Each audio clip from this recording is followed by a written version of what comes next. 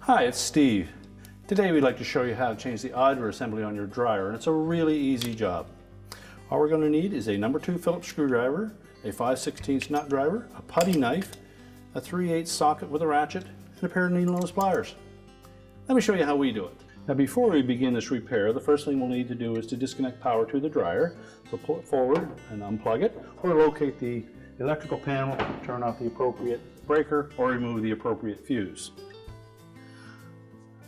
Now our next step will be to remove 2 screws that secure the top to the lint filter housing.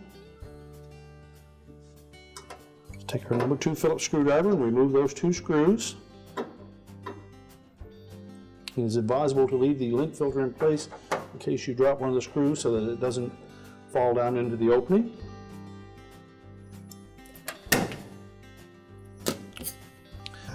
Now next we'll take a putty knife and we're going to go into this little gap between the front panel and the main top and depress a spring clip.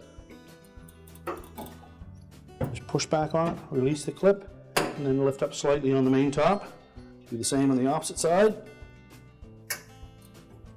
And once we've released both clips, you can open the door up and raise the main top. Now we'll need to support that top against the wall or have a second person hold it in place for you. Now with the main top lifted up, we now have access to the wire harness connector to the door switch. There's a little locking tab on it, so we'll need to release that. Use either a small flat blade screwdriver or you can use the putty knife that you have. Most of these connectors will have a locking tab on both sides, so just gently spread that connector enough that it will release it.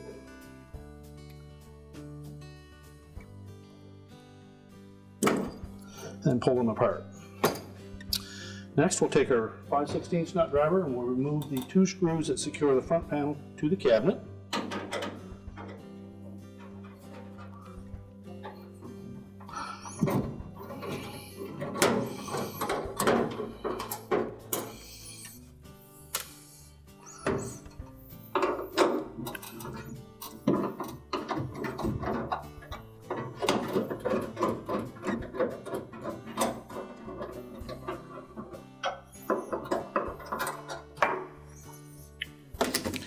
Now with the screws removed, we can then tilt that front panel just forward enough that we can get hold of the sides of it and lift up on it to release it from 2 little mounting tabs located on the front edge of the cabinet.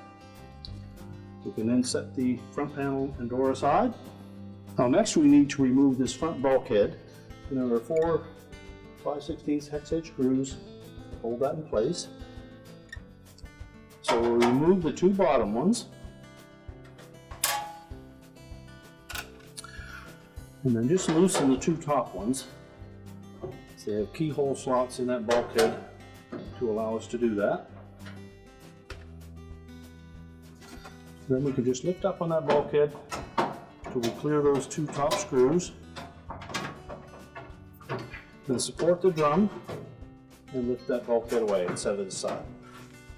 Now next we'll need to remove the belt from the drum. So we can reach in on the right hand side.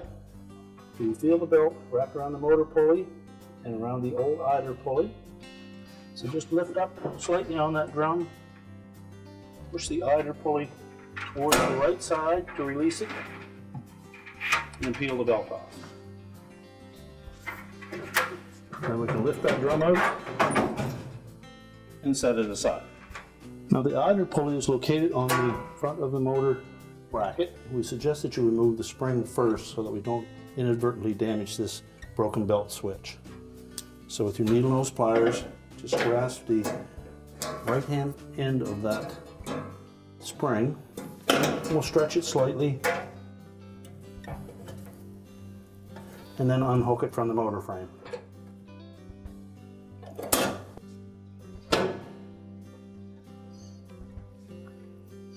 Then next we'll take that 3/8 bolt out.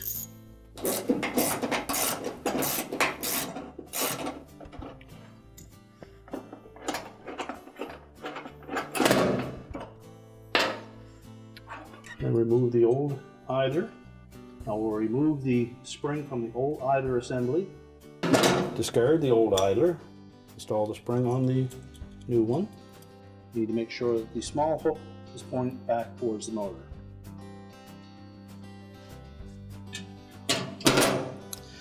Next, we'll reinstall that pivot bolt. We first want to make sure that there is a little bit of lubrication on that surface, as that does pivot back and forth. And if it's dry, just take a little bit of high temperature grease and put a small amount on that area.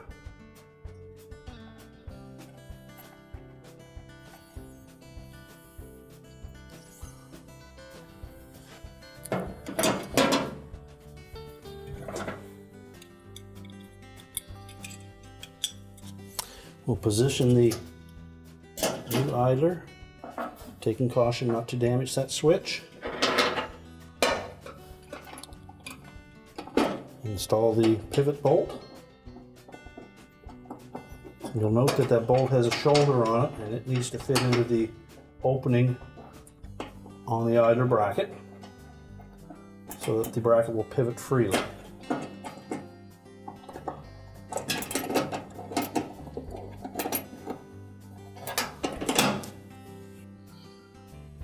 And tighten the bolt with your ratchet.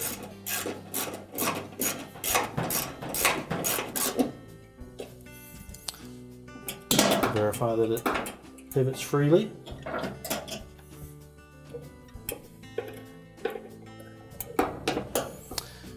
Now next we'll need to reconnect that spring to that opening in the motor mount.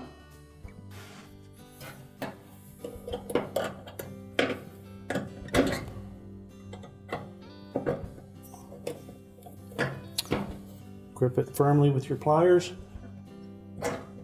stretch it, and then hook it over that opening in the bottom of the motor mount. Again, check, make sure that the switch works properly, and then we have adequate tension on the idler assembly. And now we're ready to put the drum and the belt back in. Now before we install the drum, we'll show you how that belt will wrap around the motor and idler pulleys.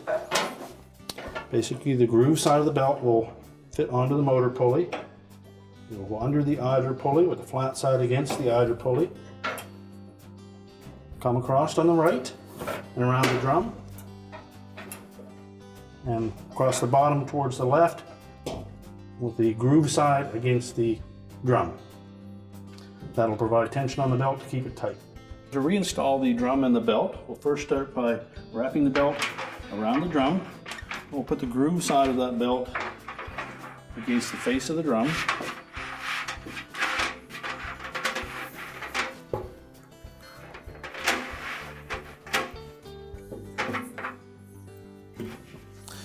And then we'll use the belt to support that drum and lift it into place.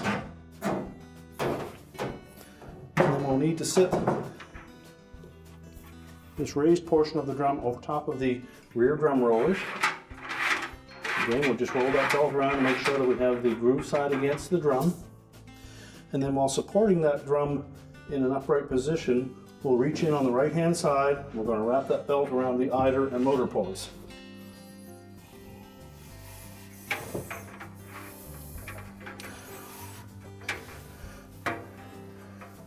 So pull it in from the right hand side, roll it over top of the idler, then underneath the idler, and then we're going to push that idler to the right, while stretching the idler spring, and then we'll just roll it onto the motor pulley.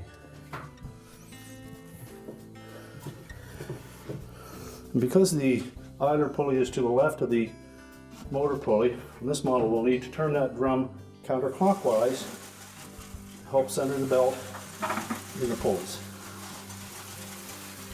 Once we've turned it a few times, we can just let it support itself. And next we can put the front bulkhead on.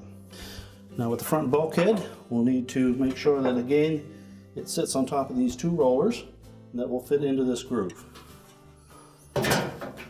So just raise that drum up into position, locate the keyhole slots on either side of that bulkhead, center those over the screws and allow it to hang in place.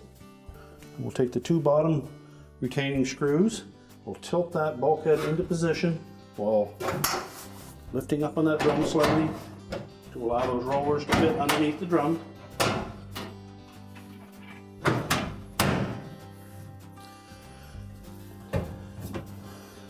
And once that bulkhead lies flat against the cabinet, we can install the screws.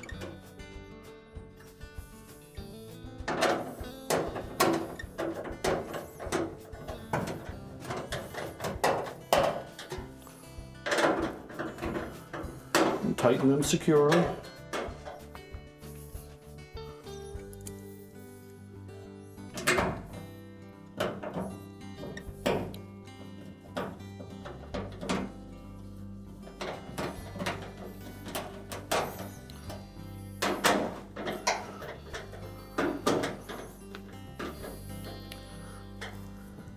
And then again, we'll just rotate that drum counterclockwise, make sure that it turns freely, and make sure that the felt is outside of that bulkhead, both front and rear.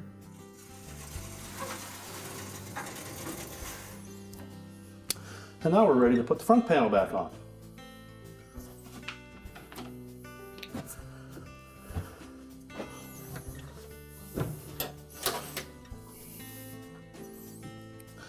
Now with the front panel, we need to line up these holes on the bottom with those two mounting clips on the front of the cabinet.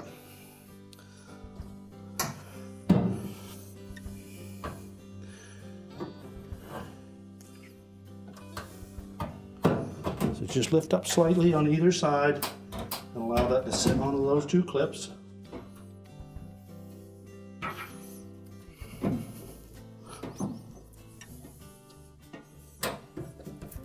And then just push the front panel back to the cabinet and install the two retaining screws. Make sure those are tightened securely to prevent any vibration.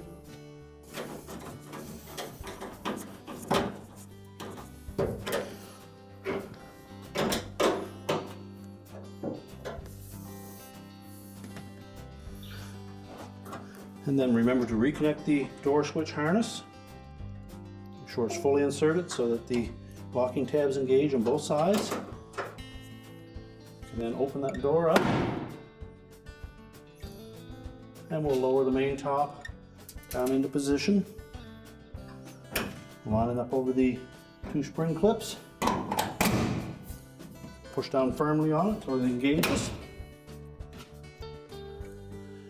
Then install the two retaining screws for the lint filter holder.